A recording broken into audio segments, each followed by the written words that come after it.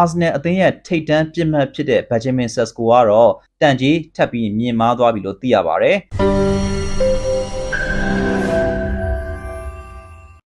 သတင်းတွေမှာမြင်နေရကြဖြစ်တဲ့85တန်း80ဆိုတဲ့အခြေအနေကနေပြီးတော့နောက်ဆုံးထွက်ပေါ်လာတဲ့အနေအထားမှာတော့တန်း100အထိရောက်သွားပြီလို့ကျွန်တော်တို့တွေ့ရပါတယ်။ဘာကြောင့်ဒီလိုရောက်သွားလဲဆိုလို့ရှိရင်ကစားသမားကိုလိုချင်တဲ့အသင်းတွေကပုံမများပြားလာလို့ပဲဖြစ်တယ်လို့ကျွန်တော်တို့သိရပါတယ်။ Arsenal အသင်းအနေနဲ့ကတော့တောက်လျှောက်ဥဆောင်နေခဲ့ပြီးတော့မှထပ်ပြီးတော့အတားအဆီးတွေ့လာရတဲ့နောက်ထပ်ကစားသမားတဦးလို့ပြောရမယ်ဆိုလို့ရှိရင်လည်းမမှားပါဘူး။တကယ်တော့ Benjamin Sesko နဲ့ Arsenal အသင်းရဲ့ဇလန်းတွေကဒီရာသီမှတော့မဟုတ်ပါဘူး။ဟိုပြီးခဲ့တဲ့ရာသီတဲကစတင်ခဲ့တဲ့ဆွေးနွေးညှိနှိုင်းမှုတွေလည်းတကယ်ရှိခဲ့တယ်။သို့တော်ကစားသမားအနေနဲ့ Leipzig အပေါ်မှာထားတဲ့ respect ကြောင့်တရားဒီဆက်နေဖို့ဆုံးဖြတ်လိုက်တယ်။အဲ့ဒီနောက်မှာတော့သူဟာဘယ်အသင်းကိုဆက်ပြီးပြောင်းမယ်ဆိုတာကိုဆုံးဖြတ်ချက်ချထားပြီးသားဖြစ်တယ်လို့ကျွန်တော်တို့သိရတယ်။အသင်းရွေးချယ်မှုပိုင်းမှာသာနည်းနည်းလေးစဉ်းစားထားပေမဲ့တရားဒီဆက်နေပြီးပြီဆိုတာနဲ့ Premier League ကိုပြောင်းလာဖို့များတယ်။အဲ့ဒီလိုပြောင်းလာဖြစ်ခဲ့ရင်လည်း Arsenal အသင်းကထိပ်ဆုံးဖြစ်တယ်လို့သိရပါတယ်။ Sesko ဟာ Arsenal နီးပြ Arteta ရဲ့အကြိုက်ကစားသမားဖြစ်ပြီးတော့တိုက်စစ်မှုလိုအပ်နေသည့်တိုင်အောင် Sesko ရမှပဲ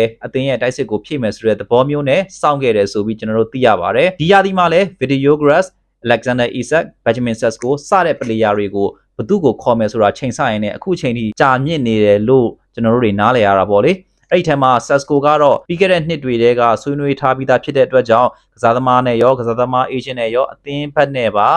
ထိုက်တဲ့လျောက်ပတ်တဲ့ဆက်ဆံရေးတွေစတင်ထားပြီးသားဖြစ်တယ်။ဒါကြောင့်မို့လို့အခြားပြစ်မှတ်တွေဖြစ်တဲ့ Videogras တို့ Isak တို့မရခဲ့ဘူးဆိုလို့ရှိရင် Sesko ကိုပဲအသင်းကိုခေါ်မယ်ဆိုတဲ့အနေအထားမျိုးမြင်ရပါတယ်။သို့တော့လောလောဆယ်မှာတော့ Benjamin Sesko အတွက်တခြားအသင်းတွေကလည်းဝင်ရောက်လာတဲ့အတွက်ကြောင့်ဈေးနှုန်းကတော့တက်သွားပါပြီ။ Arsenal အနေနဲ့တခုခုကိုလင်းလင်းမြန်းမြန်းဆုံးဖြတ်ချက်ချပြီးတော့ကစားသမားတွေကိုခေါ်ယူဖို့လိုအပ်နေတယ်ဆိုတာရဲ့အချက်ပေးခေါင်းလောင်းလိုပဲကျွန်တော်တို့သုံးသပ်ရမှာဖြစ်ပါတယ်။သူတို့အနေနဲ့တိုက်စစ်မှုမဖြစ်မနေဖြည့်တင်းရမှာဖြစ်တယ်။ဒါကြောင့်မို့လို့ရှာဖွေမှုတွေကိုလည်းတောက်လျှောက်ပြုလုပ်နေခဲ့တာပဲ။သို့တော့အခုလိုမျိုးကြာနေမယ်ဆိုလို့ရှိရင်တော့တိုက်စစ်မှုရှာဖွေနေတဲ့အသင်းက Arsenal အသင်းနဲ့မဟုတ်ဘူးဆိုတာကိုတော့သူတို့တွေကောင်းကောင်းနားလည်ထားရမှာဖြစ်တယ်။အခုဆိုလို့ရှိရင် Videogras ကိုလည်း Liverpool ကချင်းကပ်လာပြီး Alexander Isak ကလည်းဥရောပဝင်ခွင့်ရဖို့အလားအလာကောင်းနေပြီဖြစ်တဲ့ Newcastle အသင်းကြောင့်လာမယ့်ရာသီမှာအသင်းပြောင်းရွှေ့ဖို့ဆိုတာလည်းတော်တော်လေးခက်လိမ့်မယ်။ဘန်တိုက်ဖွင့်ပြီးတော့မှခေါ်ရမယ့်အခြေအနေမျိုးမှာတော့ Arsenal အသင်းဘက်ကလည်းလုပ်ပေးနိုင်မယ်တော့ကျွန်တော်သိမထင်ဘူး။သူတို့မှာတခြားဖြည့်တင်းစရာတွေလည်းနေရာတွေရှိနေသေးတယ်။ Videogras ကိုခေါ်ရင်လည်းခေါ်မခေါ်လို့ရှိရင်လည်းသူတို့နဲ့အရင်တည်းကပြစ်မှတ်ဖြစ်တဲ့အသက်အရွယ်အားဖြင့်လည်းငယ်ရွယ်တယ်ဆိုပြီးတော့စိတ်ကြိုက်ဖြစ်နေခဲ့တဲ့ Benjamin Sesko ကိုခေါ်မယ်ဆိုလို့ရှိရင်လည်းခက်သွက်ခေါ်ဖို့တော့လိုအပ်နေပြီဖြစ်ပါတယ်။သတင်းတွေကိုဖတ်ပြီးတော့နားလည်ရသလောက်ဆိုလို့ရှိရင်တော့ Arsenal အသင်းအနေနဲ့ကမ်းလှမ်းမှုတစ်ခုပြုလုပ်ပြီးတော့ negotiate နည်းနည်းလုပ်လိုက်တာနဲ့ကစားသမားကရောက်လာနိုင်ပြီဖြစ်ပါတယ်။ဒါပေမဲ့လည်းတစ်ဖက်ကရောင်းချရမယ့်အသင်းဘက်ကကြတော့လေသူတို့ club ရဲ့အကျိုးအမြတ်အတွက်အကောင်းဆုံး offer ပေးနိုင်တဲ့အသင်းကိုပဲရောင်းချမှာဖြစ်တဲ့အတွက်ကြောင့်ရှေ့မှာ negotiate ဘလောက်လှုပ်ထားနောက်ဆုံး offer ကကွာနေတယ်ဆိုလို့ရှိရင်သူတို့ကတော့တခြားအသင်းကိုပဲရွေးချယ်ရမှာပါပဲဆိုတော့ Arsenal အသင်းအနေနဲ့တော့ခက်သွက်လှုပ်ရှားထားဖို့လိုတယ်ဒါမှမဟုတ်ကျွန်တော်တို့မသိထားတဲ့ပြစ်မှတ်တူးစီကိုများအလုပ်လုပ်နေသလားဆိုတာလည်းစဉ်းစားရမှာတော့ရှိတာပေါ့လေ